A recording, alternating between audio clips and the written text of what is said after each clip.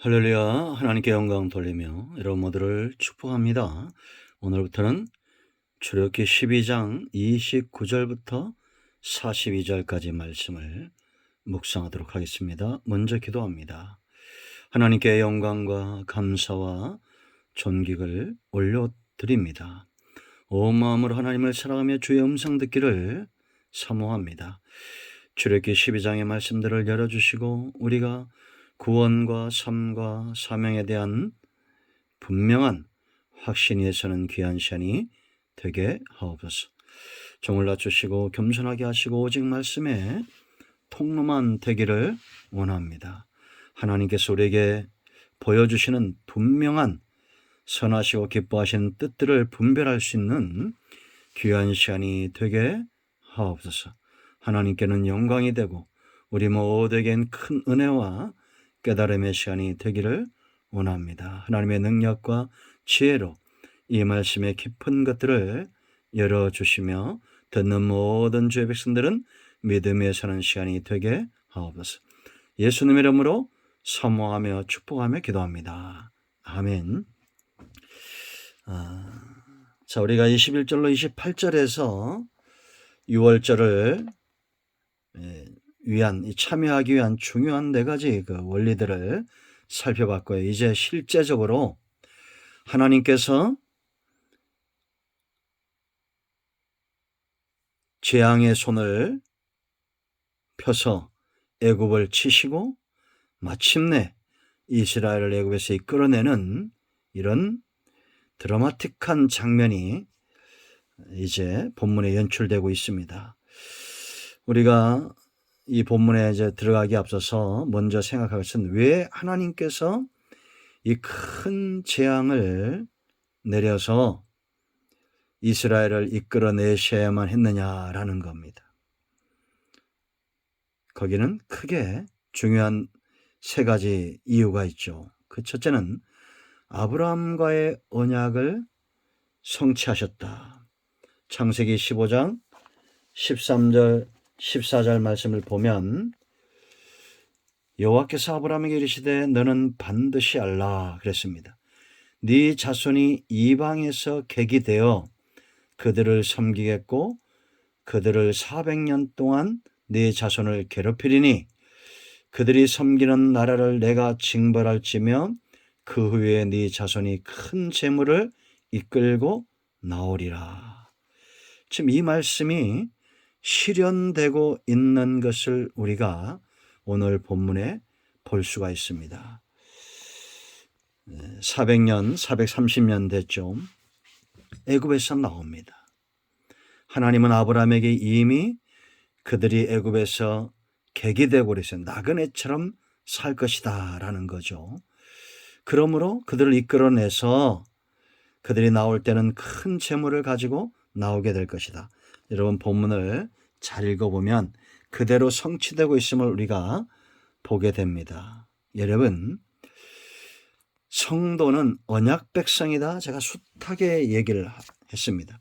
하나님의 약속에 붙들림 받아 사는 존재들이 바로 성도들이다라는 겁니다. 미래적인 약속들이 있습니다. 큰 약속들이 있고 우리가 큰 그림으로 보면 반드시 하나님의 나라에 우리가 들어갈 때에 하나님의 구속의 역사는 온전히 성취되게 될 것이다 라는 겁니다. 그러나 하나님께서 우리를 향한 약속들이 그것뿐일까요? 매 순간 삶 가운데 하나님은 약속을 주시고 언약 가운데 우리를 이끌어 가신다라는 겁니다. 우리가 하나님의 언약을 믿는다면 반드시 기억해야 될 것이 있습니다. 하나님의 때가 반드시 온다라는 겁니다. 왜냐? 하나님은 살아계시기 때문이다라는 거죠. 이 하나님의 때를 기다리는 자가 바로 지혜로운 자고 믿는 자고 하나님 앞에서 신실한 성도란 증거를 가진 자들인 것을 알아야 됩니다.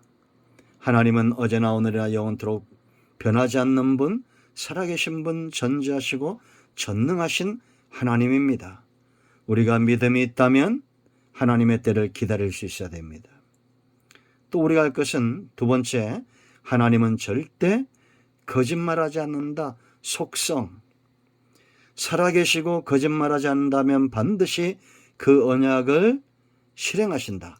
성경의 약속들이 왜 귀하냐면 이것은 아브라함뿐만 아니라 아브라함처럼 믿음의 길을 걷는 모든 사람들에게 주어진 언약이고 그들의 삶과 사역을 위해서 반드시 하나님이 열어주셔야 되기 때문이다라는 것을 여러분 기억하시기 바랍니다.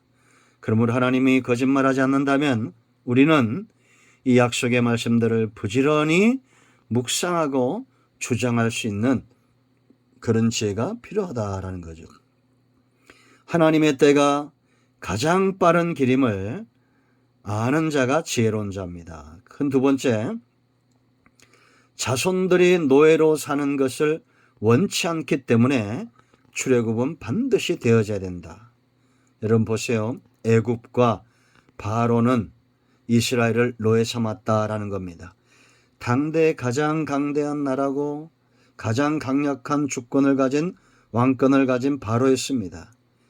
여러분, 세상에서 세상의 어떤 권력이나 재물이나 명예나 이러한 것들을 쫓다 보면 결국 그것의 노예가 된다. 요즘 저는 대선 일의 후보들을 보면서 그런 생각들을 많이 합니다. 참 이 권력이란 것이 사람들을 어떻게 보면 비굴하게도 만들고 한마디로 말하면 노예 만드는 거죠. 자기가 원하는 그 권력을 얻기 위해서 비굴한 자리까지도 내려갑니다. 온갖 거짓말들이 난무하는 것을 우리가 보게 됩니다. 세상은 그런 겁니다. 우리를 죄의 노예, 거짓의 노예, 하나님이 기뻐하지 않는 삶들의 노예가 되도록 세상 나라와 권력은 그렇게 이끌어간다. 그럼 그러한 것들이 필요 없습니까? 아닙니다. 모든 것이 협력하여 선을 이룰 것이고 그 가운데 하나님을 신실하게 믿는 자들은 자손으로 살게 될 것이다 라는 거죠. 여러분, 노예로 살기 원하십니까? 아니면 자손으로 살기 원하십니까? 내가 어느 편에 서 있느냐가 중요합니다. 하나님 없는 삶은 결국 노예가 되게 한다라는 거죠. 애굽에서 430년 동안의 긴 세월은 결국 이들을 철저하게 노예로 삼았던 것을 보게 되죠. 이스라엘처럼 광야에서 하나님을 그렇게 체험한 백성들이 없어요. 홍해가 갈라지고 만나가 하늘에서 내리고 광야가 열리는 삶의 축복을 경험하고도 여호수아 갈렙과 그의 후손들 외에는 전부 광야에서 탐욕의 무덤을 만들고 갔다라는 거죠.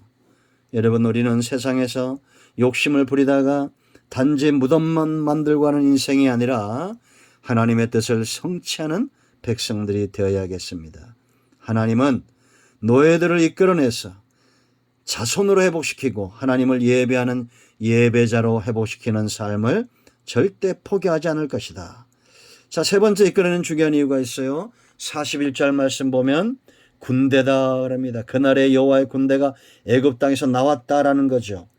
여러분, 군대는 민간인과 다르죠. 분명한 목적이 있다는 겁니다. 하나님은 지금 군대가 필요하다는 거죠.